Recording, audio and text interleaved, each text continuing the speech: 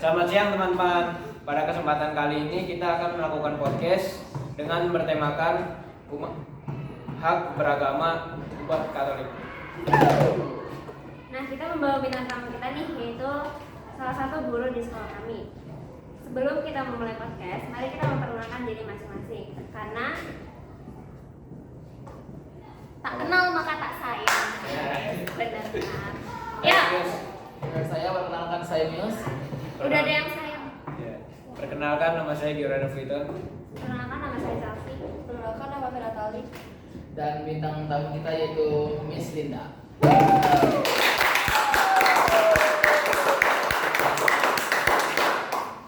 Hampir aja sepi ya.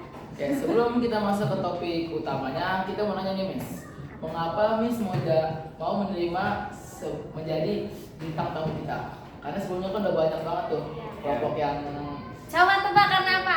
Dipaksa lah. Gak mungkin lah. Nggak bercanda, karena Miss pengen kalian juga belajar.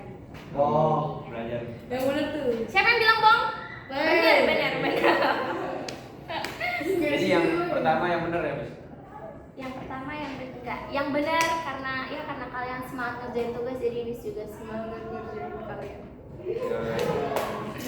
Oke, langsung saja masuk ke topik utama. Tepuk tangan yang mana?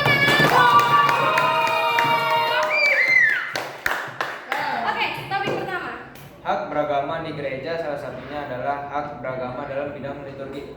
Menurut Miss, apa itu hak beragama umat Katolik? Dikaitin sama liturgi atau enggak? Gak usah deh, biar kita terlalu.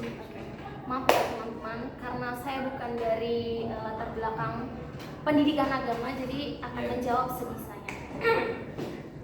Aduh, tolong lagi. Kalau menurut Miss Linda, ada beberapa hak ya?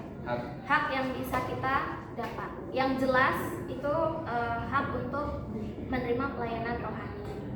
Cerita lagi nih. Ya. Jadi bapak saya ketawa dong. Jadi di tahun 2022 bapak itu dipanggil Tuhan. Itu setelah menerima pelayanan rohani berupa minyak suci. Jadi waktu itu bapak kondisinya udah sakit ya. Waktu itu bapaknya Miss Linda itu Alzheimer. Alzheimer. Iya, itu orang bilang kalau bahasa Jawanya itu pikun gitu. Bahasa lokalnya pikun, tapi kalau bahasa kedokterannya Alzheimer.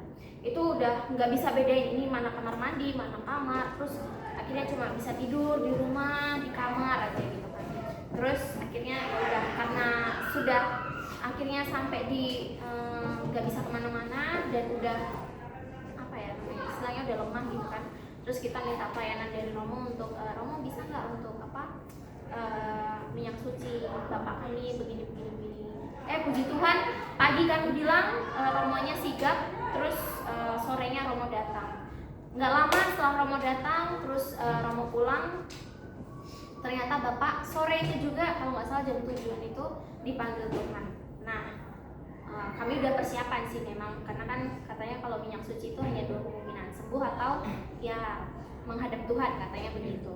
Nah terus akhirnya ya udah kita sudah siapkan peti dan lain sebagainya. Nah pelayanan yang kedua yang diterima keluarga setelah minyak suci itu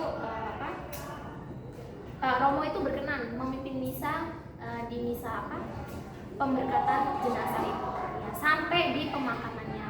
Terus kalau contoh hak yang lain dalam hal rohani kayak adanya Miss Linda yang bukan adanya Miss Linda. Waktu itu ada keluarga yang dari Muslim ke Katolik. Akhirnya diarahkan untuk ayo ikut pembelajaran yang namanya kayak Bina Iman. Berarti dari awal lagi ya? Betul, dari awal terus diberi ya pokoknya ini belajar tentang Injil. Kitab suci kan? Iya. Itu selama kurang lebih 1 tahun baru dibaptis, lanjut langsung krisma, kemudian jadilah anggota gereja. Miss nggak tahu apakah itu masuk ke dalam hak liturgi atau hak yang lainnya, tapi yang jelas itu contoh hak yang pernah Miss Linda lihat langsung dan Miss Linda terima gitu. Oke, lanjut ke pembahasan berikutnya. Hak pasti tidak terlepas dari kewajiban. Menurut Miss, apa kewajiban sebagai anggota gereja? Kita kan baru aja merayakan Natal ya. Iya betul. Natal kemarin kan kita wajib untuk ikut masa Advent itu, mulai dari Advent pertama, kedua, ketiga. Kemudian jadi Miss mau bilang kalau kewajiban kita itu sebenarnya ikut merayakan perayaan-perayaan yang gereja yang dipunya gereja, Natal, Paskah gitu ya. Kemudian mungkin kalau di gereja ada hari anak misioner, kemudian hari Santo Pelindung gitu kan. Ini kalian ada yang Katolik nggak? Oh ya, untung aja. Ada, jadi agak relate gitu. Nah, kalau tadi di podcast sebelumnya tuh semuanya nggak ada, Miss Linda doang yang Katolik bintang tamunya aja. Jadi kalau kayak ngasih jawaban yang melenceng ini kayak takut ya nanti kena pasal gitu kan. Nah, untung ada yang tahu gitu. Terus apa tadi pertanyaannya? Kewajiban sebagai. Oh ya, kewajiban itu. Nah, sekarang coba Miss yang tanya, enggak Miss yang jawab. Menurut kalian datang ke gereja itu hak kita atau kewajiban? Kewajiban. Oh ya. Hak atau kewajiban? Hak. Itu hak liturgi atau kewajiban? Jawab guys. Di kolom komentar ya. Ini kewajiban. Gimana sih? Ya, soalnya Miss Rea, murid Anda bingung. Ayo, tolong jelaskan ya Miss Rea ya. Mantap. Baik salam. Mantap katanya. jadi yang benar hak atau kewajiban? Kalau menurut Miss Linda tergantung konteksnya. Kalau kita datang misa kemudian kita menerima tubuh dan darah Kristus, artinya kita menerima hak kita. Tapi dari rumah menuju ke gereja untuk mengikuti Ekaristi pada hari itu adalah kewajiban. Tapi nanti tolong dikonfirmasi, Miss Rea tolong koreksi saya, Miss Rea. Oke, kita lanjut ke pertanyaan terakhir itu menurut Miss Linda nih, bagaimana kalau kewajiban sebagai anggota gereja itu nggak dilakuin, Miss? Apakah kena sanksi atau hukuman atau apa? Mungkin ada? Sabar. Kalau tidak dilakukan ya, sebenarnya Miss pernah dapat satu ajaran baik nih. Katanya, menurut kenalan Miss Linda, Tuhan Yesus itu tidak pernah menghukum umatnya, tidak pernah menghukum muridnya, ya kan? Siapa yang pernah berkhianat? Enggak, Tuhan Yesus enggak menghukum mereka. Tapi Tuhan mengajarkan untuk memaafkan. Mungkin konsepnya jadi kalau lama tidak menjalankan kewajiban untuk ke gereja, konsepnya adalah bertobat. Tapi ada juga yang bilang itu ada konsekuensinya gitu. Misalnya nggak datang ke gereja nih, nggak ikut acara-acara perayaan, nggak ikut, mungkin kan ada yang terlibat sebagai panitia Natal dan lain sebagainya. Itu nggak bersosialisasi karena mungkin jarang ke gereja. Kira-kira ada konsekuensinya nggak?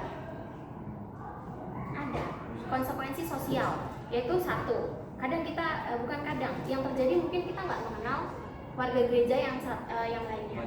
Ya, kedua, kalau yang pernah Miss Linda lihat konsekuensinya itu kalau tidak menjalankan kewajiban kita seperti mengasingkan diri atau pengucilan. Pernah nih Miss Linda dengar itu tuh jarang bersosialisasi, udahlah biar aja. Akhirnya ketika ada keluarga yang meninggal, betul-betul yang datang itu hanya sedikit. Ya, yang membantu untuk memandikan jenazah, mempersiapkan pemberkatan, misa dan lain sebagainya itu benar-benar hanya sedikit. Padahal kalau di tempat Miss Linda persiapannya itu cukup panjang, merangkai bunga.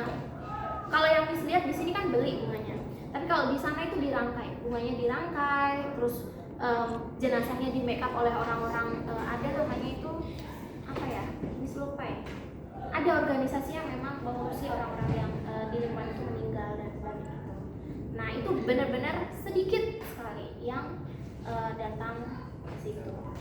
Jadi ada konsekuensinya. Sebenarnya ada konsekuensi. Kalau gereja, menurut Miss, gereja tidak memberi konsekuensi, tapi memang biasanya lingkungan sosial sih yang memberikan. Ya. Nah ini kalian nih hati-hati. Kalian masih muda, kalian kadang-kadang kan terpaku sama HP, malas nih bersosialisasi sama orang-orang di luar. Nah hati-hati, jangan sampai nanti dikucilkan oleh masyarakat. Kami lanjut ke pertanyaan terakhir. Menurut Miss, apakah anggota gereja berhak mendapatkan perlindungan jika ada diskriminasi? Berhak dong, berhak. Karena dari ajaran Tuhan aja kita nggak boleh membeda-bedakan. Itu bukan ajaran Tuhan aja. Pokoknya Tuhan itu ngajarin kan kita mengasihi orang lain, terus apa lagi? Salah satu ajaran. Ayo belajar agama kan? Iya. Apa? Selain mengasihi orang lain itu apa? Berbelas kasih. Ya, kurang lebih sama lah ya, mengasihi gitu. Terus tadi berhak nggak apa? Gimana? Berhak nggak didiskriminasi apa? Mendapatkan perlindungan. Oh, berhak nggak mendapatkan perlindungan? Berhak dong. Biasanya Miss nggak tahu sih sebenarnya ada prosedurnya atau enggak. Kalau di sekolah kan jelas ada diskriminasi, ada pembulian, itu langsung ke BK ya menangani. Ada perlindungan. Ya, betul. Tapi kalau di gereja Miss kurang tahu. Tapi biasanya bukan biasanya, yang pernah Miss lihat itu salah satu umat itu ada yang gini aja. Pernah ada satu teman Miss. Ini kalau lebih dari 10 menit gimana? Kalau Ada satu teman Miss yang dia itu kena diskriminasi. Dia main di sekolah, di masyarakat maupun di gereja jarang sekali ketemu sama orang karena dia itu takut sama orang. Dia punya masalah di bawah badan. Jadi dia memang jarang mandi dan lihat orang itu nggak pede, takut gitu. Bahkan sama bapaknya sendiri takut. Nah terus di program gereja itu kami yang mau krisma atau baptis atau komuni itu selalu ada program kunjungan ke orang yang dulu kan kalau doa di arah dasar Keuskupan Agung Semarang itu disebut kepada yang miskin, tersingkir, difabel dan apa itu, pernah dengar doa semacam itu? Iya. Nah ini dia termasuk yang tersingkir dari lingkungan sosialnya. Akhirnya kami berkunjung untuk menyapa kembali mereka. Gimana, apa kabarnya? Memang sih nggak sesuai harapan karena ini kebetulan temannya Miss Linda. Nah nggak usah sebut namanya.